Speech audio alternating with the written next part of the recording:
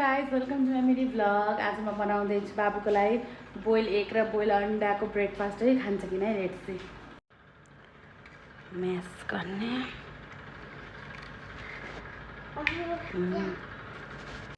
आलु र अन्डालाई यसरी म्यास गर्ने गरेको आलुलाई यसरी बनाउने टिक्की जस्तो। अनि यहाँ थोरै एउटा अन्डा फिटेर नुन हाल्ने। यसमा मैले थोरै नुन हालेको छु।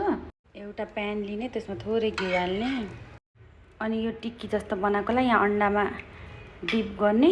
डिप गरेर यहाँ यसरी हालिदिने। सबैलाई अन्डामा डिप गर्दै यसरी हाल्छु। अब यसलाई फर्काउने बिस्तारै एउटा एउटा गरेर।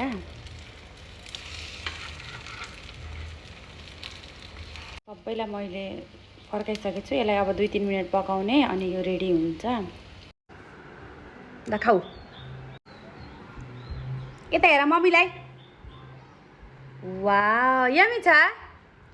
यम्मी छ बेबी। बाबु यम्मी छ। यम्मी छ। ल खाऊ। गुड बोय हो नि मेरो छोरा त है।